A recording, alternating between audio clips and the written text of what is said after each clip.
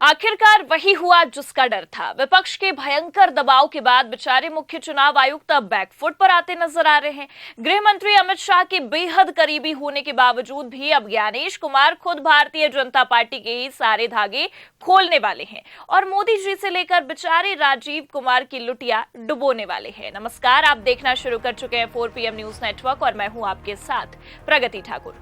खबर निकलकर सामने आई है कि विपक्ष के दबाव के बाद अब चुनाव आयोग राजनीतिक दलों के सभी शिकायतों को दूर करने वाला है।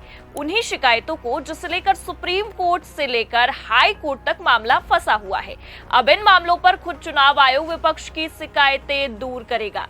जी हां, आपको बता दें कि हाई कोर्ट से लताड़ लगने के तुरंत बाद ही ज्ञानेश कुमार ने यह फैसला सुनाया है, जिसके बाद से बवाल खड़ा हो गया है। और अब बवाल इतना ज्यादा बढ़ गया है कि खुद अमित शाह के बेहद करीबी, जिसे कुर्सी दिलाने के लिए बीजेपी आलाकमानों ने पूरा का पूरा सिस्टम लगा दिया था, अब वही मोदी जी के सारे खेल को एक्सपोज करने वाला है। और अब पूर्व मुख्य चुनाव आयुक्त से लेकर मोदी सरकार बुरा फंसने वाली है। तो फिलहाल ऐसा क्या हुआ जिसे लेकर चर्चाओं का बाजार गर्म है और कहा जा रहा है कि मोदी सरकार ने ज्ञानेश कुमार को मुख्य चुनाव आयुक्त बनाकर अपने ही पैर पर कुल्हाड़ी मार ली है, आपको बताएंगे। और तो और कैसे अब ज्ञानेश कुमार ने अपने एक फैसले से राजीव कुमार के जेल जाने की संभावनाएं और बढ़ा दी हैं, उस पर भी आएंगे। लेकिन उससे पहले आप ये खबर देखिए।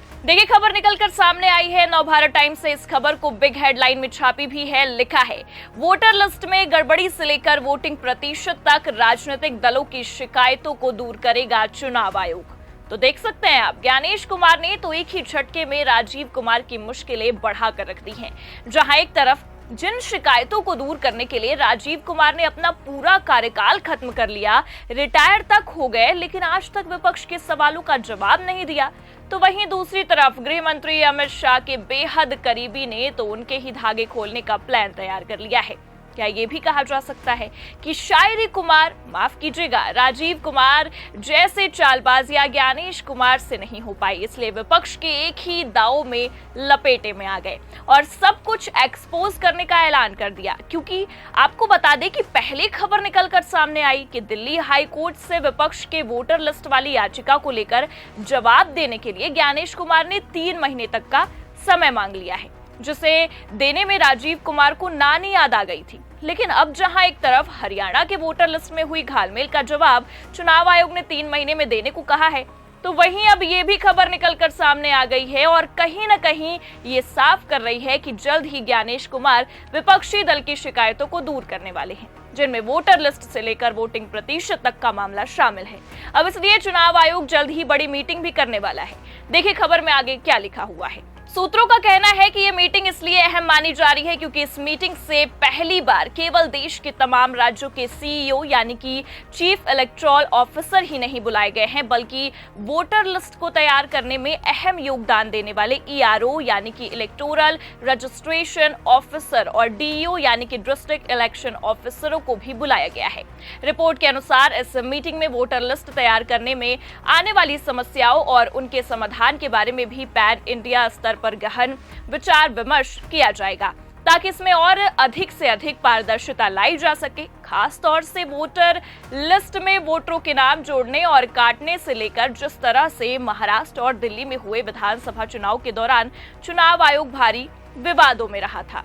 तो देख सकते हैं आप, खबर देखकर इतना तो साफ समझा जा सकता है कि बड़ी ही आसानी से ज्ञानेश कुमार अब उन विवादों पर विचार विमर्श करने वाले हैं या जांच बिठाने वाले हैं जो पूर्व मुख्य चुनाव आयुक्त राजीव कुमार के समय उठी थी, जिस पर जवाब देना तो दूर, राजीव कुमार इसे सुनना ही जरूरी नहीं समझते थे। और जब विपक्ष ने इस मामले पर जवाब मांगना चाहा, तब राजीव कुमार ने विपक्ष को ही निशाने पर ले लिया और इतना तक कह डाला कि अपने हार पर समीक्षा कीजिए, ना कि चुनाव आयोग पर सवाल उठाइए।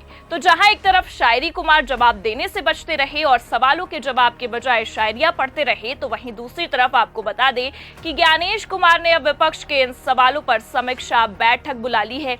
और तो और हरियाणा, महाराष्ट्र के साथ ही साथ दिल्ली में हुए चुनाव के समय विपक्ष की जितनी भी शिकायतें रही, उस पर जांच करने का ऐलान कर दिया है। अब इन सब से इतना तो साफ है कि ज्ञानेश कुमार पिछले चुनाव में उठ रहे सवालों पर जहां जांच बिठाएंगे, वहीं दूसरी तरफ राजीव कुमार के कार्यकाल में जो चुनावी प्रक्रिया रही उसके भी सारे धागे एक एक करके खुलते चले जाएंगे।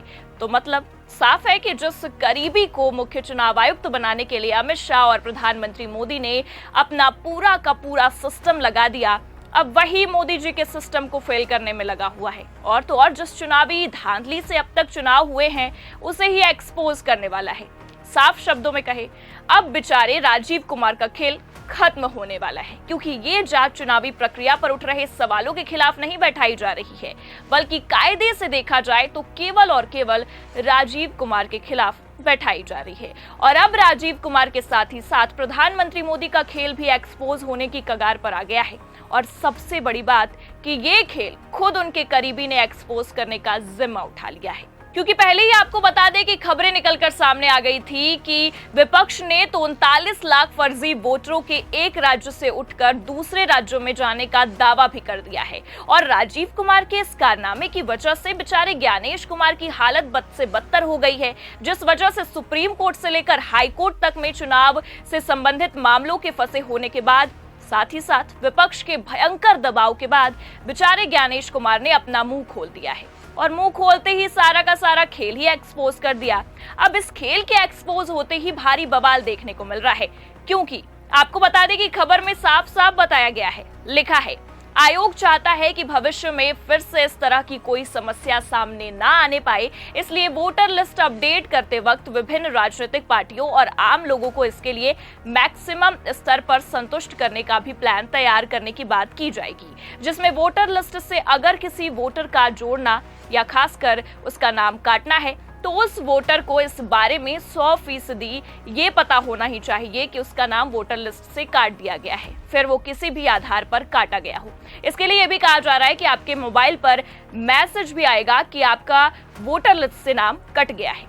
अब आप ही सोचिए, जहां एक तरफ मोदी सरकार ये सोच रही थी कि अपने मन का मुख्य चुनाव आयुक्त बनाकर एक बार फिर आगामी चुनावों में जमकर बवाल काटा जाएगा, तो वहीं अब खेल फंसता नजर आ रहा है, क्योंकि ज्ञानेश कुमार ने तो इस तरह के मामले को फंसता हुआ देखकर अपना पलड़ा आगामी बिहार चुनाव और साथ ही साथ बंगाल चुनाव से पहले ही छाड़ लिया है, जिससे इतना तो तय है कि अब ये मीटिंग होते ही, जांच होते ही सारा दूध का दूध और पानी का पानी हो जाएगा।